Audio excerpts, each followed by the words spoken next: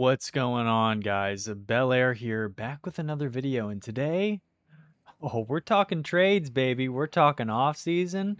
We didn't get a break, did we? NRG win the world championship, and let's move right along. Of course, it's a shorter off season than normal. We only have like 2 months this time around. Remember last year, it was like a billion years that we were just waiting for like anything to happen. And we got a bunch of heaters right away. Um, some great reporting by Shift, primarily, if not exclusively, Achilles. And there's been a couple others out there who have been breaking stuff, especially across the pond, as we're on Dralii point of view here, as he's dodging some demos. This is game 2 against Ninjas in Pajamas. And this is obviously the blockbuster. This is a huge one. This is, LeBron James, the decision kind of level, just because of the quality of player that Dralii is. And he's got picked up by Falcons, which is just so crazy to me. And the way that I kind of want to structure this video, as you might have guessed from the thumbnail, is I'm going to talk these through and then I'm going to give them a grade. And let's just go ahead and get going with Dralii and TRK. I'm sure they'll bleed together. It's impossible for me to keep my thoughts in order. So Dralii joins the Twins, goes over to Mina, signed for a massive amount of money.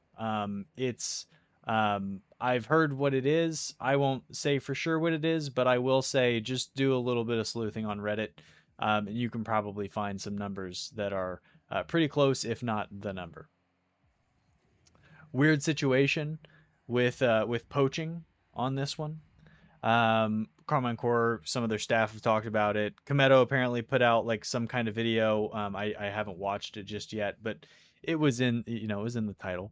The skinny of it is that supposedly Dralii's family, because they're involved because he's a minor, were given the contract, put in the hands by KC, and then kind of out of nowhere here come Falcons just dropping an exorbitant amount of money. And it's pretty hard to say no at some points, even though it did kind of seem like, Dralii was mulling it over. But I am a little sourced up. I'm not that, I don't know. You know what I mean? Anyways, let's move on. Obviously, this is a talent upgrade for Falcons because he's the best player in the world. So it's always a talent upgrade if you're adding Dralii. With that being said, I'm surprised. I really felt like Falcons were one of the two best teams in the world, and I just thought they were going to build upon that. I mean, they win the FIFA E event. They end up during last offseason, and then they win the Raleigh Major in dominant fashion, and they were really close in the running for a couple of tournaments. I was pretty surprised that they decided to make a move. But now arguably they're in a position to have secured, arguably the most sought after asset in the world, and you can kind of keep that moving forward. So I totally get it. And, I don't know what any of the financials look like. But maybe this is like kind of a nothing burger for Falcons. Like, obviously it's not nothing. But maybe it's just like, hey, I mean, this makes us better. Like, what are we even doing here?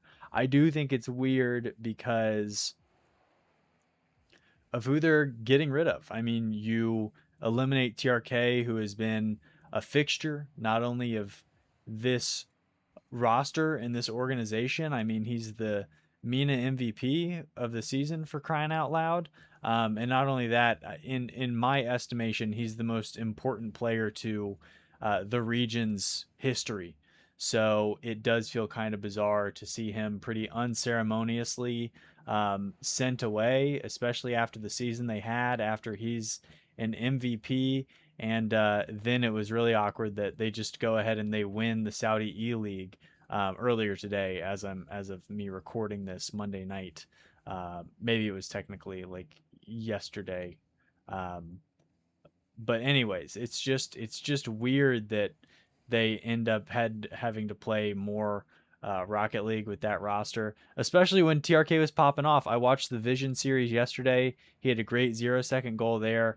They play Rock today to end up winning it all. just a weird situation. And you know, all signs point to him and Nobo kind of teaming up on Twisted Minds. He just signed a massive contract extension. And by massive, I don't know any of the figures, but I do know that it's through 2028. That's just good business, baby, is what that is. Locking down a top 7 player in the world, probably in Nobo for several years. And then if you're going to add TRK, I'm very interested to see who their third is. It seems like the most popular speculative decision or piece, rather, is apparently Jack.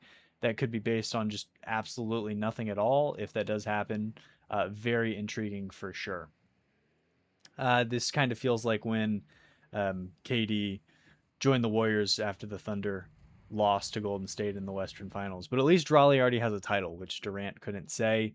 We talked about this one for a full game, so before we go on to the next, let's give this an overall grade. Dralii, 888 on the scoreboard. 4 goals, 3 saves. Leave some for the rest of us, Dralii. I'm going to give this an A-. Falcons secure the best player in the world, but they shed the most important player in Mina's history.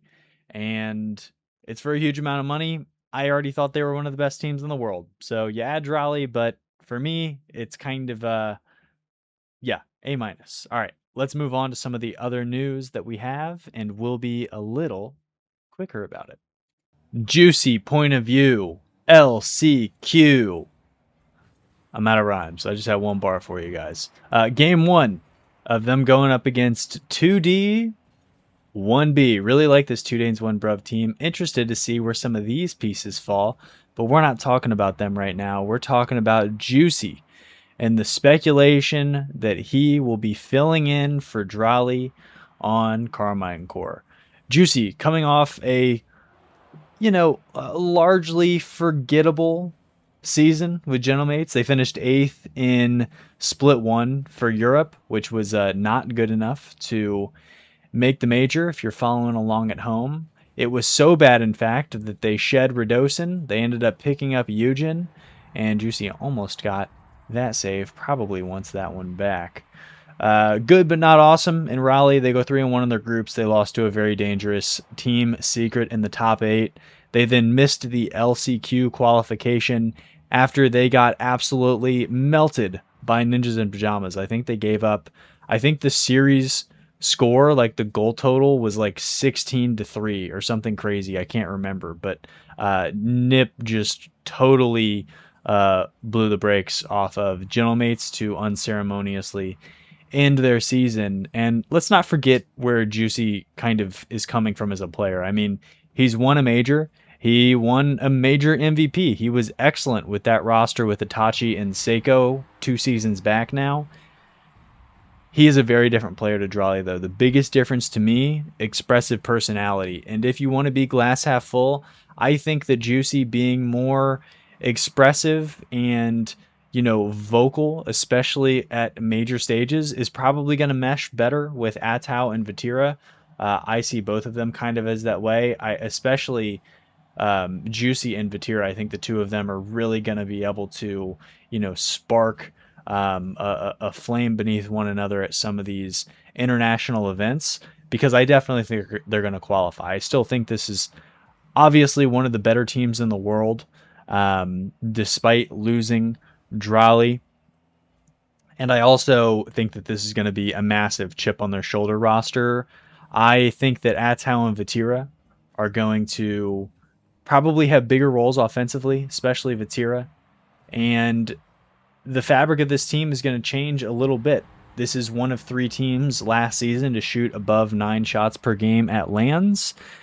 It's probably not going to be the case with Juicy. I could be wrong. What do I know? But I think that this is probably going to be a little more methodical of a team. That's kind of the Juicy formula over the last couple of seasons.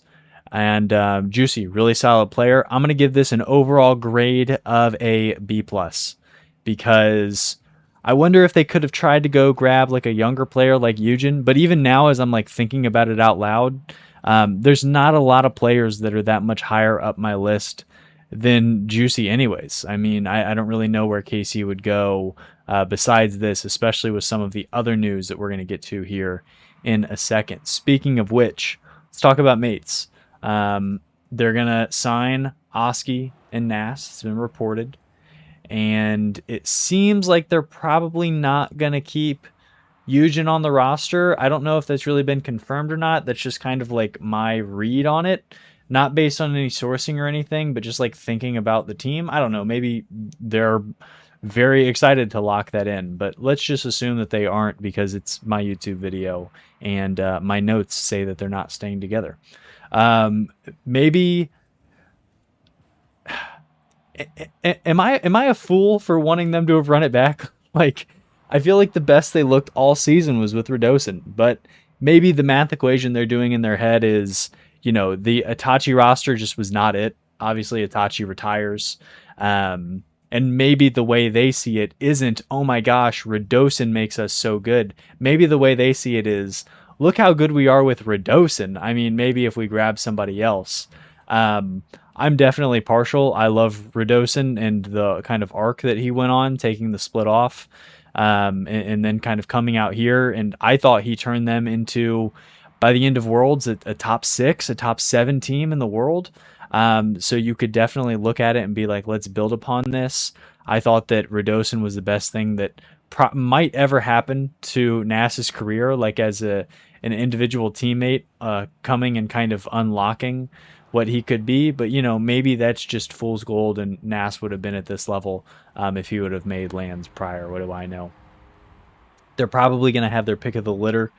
These are two top 25 dudes in Nass and Oski. Oski maybe is a little higher, maybe two top 20, top 16 guys. I don't know. I haven't really laid it out just yet for my next iteration of the big board. Stay tuned. But they're probably going to be able to get basically any guy that they want, of course, contract and interest and all of that pending. Nass is bordering on incredible stardom. Some reports say he got an offer from Twisted Minds, but we're just going to move on from that.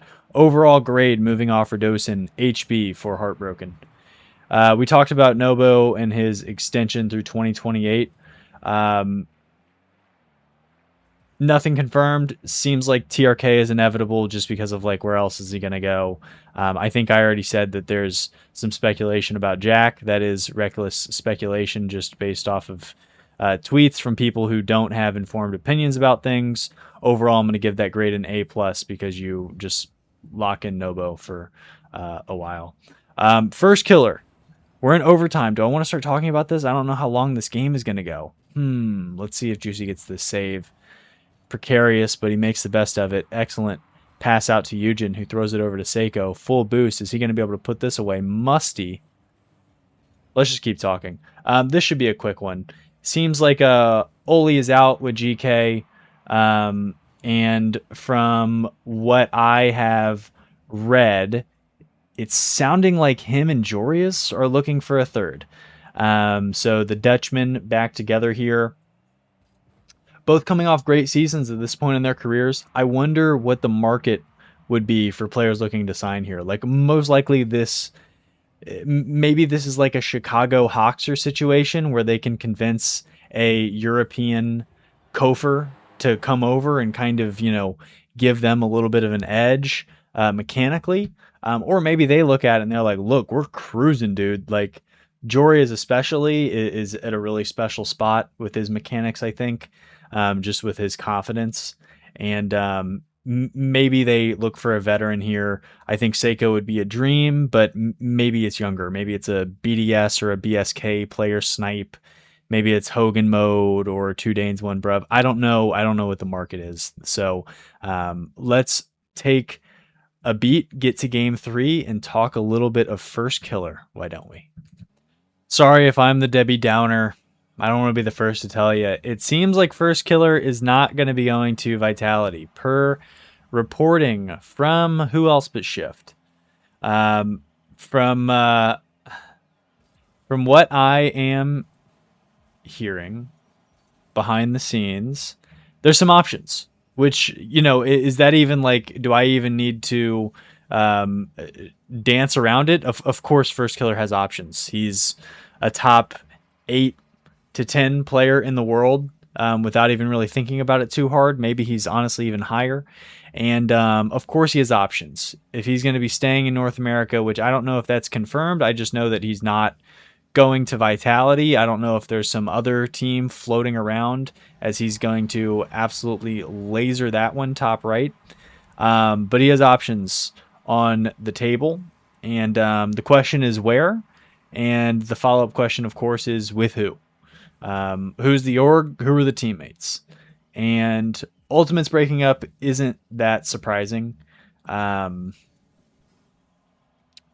They were hard stuck North American 2 seed all season, which is a pretty good spot to be. They battled NRG tight all season. I think the series score was probably about even when you add up the entirety of the year. I mean, we see them battling out here right now. This was a best of 7 that went 7 at the Worlds on stage in the playoffs. So I think First Killer, his teammates come and go, and maybe that's a little unfair because everybody's teammates come and go. But you know, I just he doesn't have the best track record with leaving his teammates in a spot where it's like, man, that was awesome. This team clearly peaked a little too early, and by the end of it, I think it's weird that the team sank mostly because Chronic and LJ didn't seem very comfortable. That's the all of the players on your team that are not named First Killer, which is not an excellent sign for a player in LJ who I think most consider as a pretty electric offensive player, and Chronic who has won a major and has been to basically every LAN since he started qualifying for them. So doesn't come as too much of a shock that this team decided to split it up. He seems like he's looking for an upgrade. He went into a Twitter space with T-Bates, and I don't know if like he's going to stay in North America. I'm paraphrasing a little bit, but not that much, where T-Bates was like, so who are you going to team with? And he was like, I don't know, man. I can either go to Europe or I can stay in NA where like it's cooked. So not a great table to set with potential future teammates to be like everyone in this region is kind of cheeks. I maybe should have gone to Europe. But you know, winning cures all, as they say. And it's not like I've ever looked at First Killer to be like, can't wait for that guy to like write an inspirational, like, you know, self-help book. I don't really know if that's where his skills shine the brightest, but I digress. My speculative guess as Worlds was ending, before any news had happened at all, was SSG. Makes a lot of sense, right? Scribbles retires, goes to medical school. What does he think? He's better than us? And Kofra and Reveal are now looking for a third after really ramping up over the course of the season. First Killer seems like an obvious third to put in there. I don't know if that's where he ends up going. I don't know what that situation looks like. I don't know if they've even talked. Maybe by the time I put this video out, they're going to have locked that trio, or maybe he's going to sign with, you know, Mech and Parth. Like, I literally have no idea what the First Killer news is going to be. But I'm semi tuned in to what's happening, and it seems like it's kind of the options are intriguing. Let's say that. Overall grade of the ultimate splitting, A-. It makes sense, even though they were a good team. Overall grade of First Killer's options, let's say B+. Monkey Moon leaves. Not shocking at all. Monkey Moon, very, very poor EWC and Worlds by his standards. And kind of just like by not his standards, just like as a player at the World Championship. I walked away from both of those events, at least in their final losses, unimpressed by Monkey Moon. We knew Vitality would change things up, just never lived up to the expectations, did they? Never even won a regional with 3 world champs, let alone a major. And it obviously had a big impact on Cassio's well-being. He's announced his retirement, at least for now. And either Eversax or Violent Panda are the 2 rumored replacements that are being decided on. Um, Casio, this might be just for a whole other. I could go on a spiel. Maybe this is just another video altogether. Excuse me. But it seemed like this really impacted, his mental well-being, from a sense of like, kind of connecting your results to your self-worth as a person. And a gross flick by First Killer there. Do we want to go another game? No, I only have like two things left, so let me just skip a couple of these. But I hope that Casio finds peace. I guess I can end that there. And Zen and Exotic very close outside of the game. There's some rumors that Monkey's going to retire. There's some rumors of crazy partnerships that I can't speak on, that I don't think are going to come to fruition anyways, maybe in the future. And there's a couple names that are being circled. Overall grade, moving on from Monkey, I'll say A. What else can I hit real quick? Swift and Yan probably going to be teammates. They put out a tweet. Go look at it. Sosa's leaving Virtus Pro. Virtus Pro going to North America or Europe. Sosa's leaving because of the 2/3 rule, I'm pretty sure. And Sphinx and Catalysm locked in with Kevin. Big dominoes to fall. TRK, Twisted Minds third. FK Lock and with who? Jack, Stizzy, Eugen, LJ, Chronic, SSG, BDS. Fun little tidbit to leave you guys on. Achilles told me Alpha 54 is going to be on an active roster to start next season, which has me excited. And guys, that's my semi-brief rundown of my thoughts on some of the movement that we've had so far. What's caught your eye? What's been intriguing? What did I leave out that you would like to tell me in the comments, so that you and I can have a little back and forth? Let me know. Hope you guys are having a great day out there. Thank you, as always, for giving me time out of your day to talk about cars hitting balls. And until next time, guys, take it easy.